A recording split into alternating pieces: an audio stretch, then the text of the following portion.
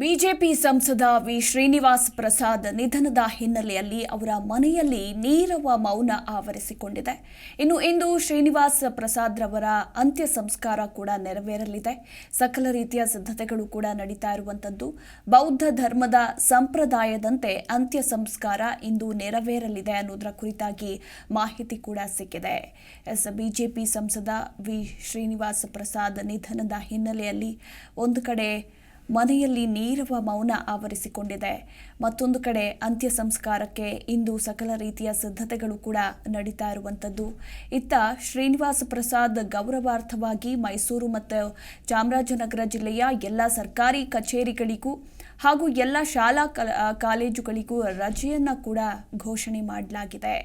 ಪೂರ್ವ ನಿಗದಿಯಾಗಿರುವ ಪರೀಕ್ಷೆಗಳನ್ನು ಹೊರತುಪಡಿಸಿ ಸರ್ಕಾರಿ ಅನುದಾನ ಪಡೆಯುವ ಎಲ್ಲ ವಿದ್ಯಾಸಂಸ್ಥೆಗಳಿಗೂ ಇಂದು ರಜೆಯನ್ನ ಘೋಷಣೆ ಮಾಡಲಾಗಿದೆ. ಇನ್ನು ಇತ್ತ ಅಂತ್ಯ ಸಂಸ್ಕಾರಕ್ಕೆ ಸಕಲ ರೀತಿಯ ಸಿದ್ಧತೆಗಳು ಕೂಡ ನಡೀತಾ ಇರುವಂಥದ್ದು. ಅಶೋಕಪುರಂ ಶಾಲೆಯಲ್ಲಿ ಸಾರ್ವಜನಿಕ ದರ್ಶನಕ್ಕೆ ವ್ಯವಸ್ಥೆಯನ್ನ ಕೂಡ ಮಾಡಲಾಗಿತ್ತು.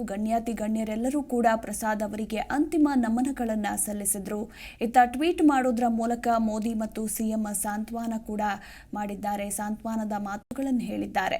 ಇನ್ನು ಬಿಜೆಪಿ ಸಂಸದ ವಿ ಶ್ರೀನಿವಾಸ್ ಪ್ರಸಾದ್ ವಿಧಿವಶ ಹಿನ್ನೆಲೆಯಲ್ಲಿ ಶ್ರೀನಿವಾಸ್ ಪ್ರಸಾದ್ ನಿವಾಸಕ್ಕೆ ಸುತ್ತೂರು ಶ್ರೀಗಳು ಕೂಡ ಆಗಮಿಸಿದ್ರು.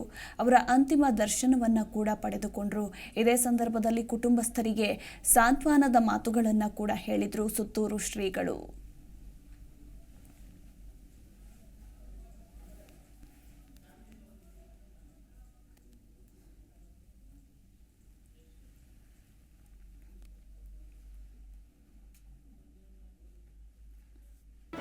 ಜಿ ಕನ್ನಡ ನ್ಯೂಸ್ ಈಗ ನಿಮ್ಮ ಮನೆಯಲ್ಲೇ ನೋಡಿ.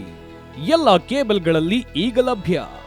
ಸನ್ Direct 292, Jio TV 1334, U digital 162, city cable 51, GTPL 17, Abhishek cables 821, rock line telecommunication 51, Shri Basaveshwara number 60, Vinayaka digital number 53, in digital number 896ರಲ್ಲಿ ನಿಮ್ಮಿಸ್ತದ ಜಿ ಕನ್ನಡ ನ್ಯೂಸ್ ನೋಡಿ ಆನಂದಿಸಿ.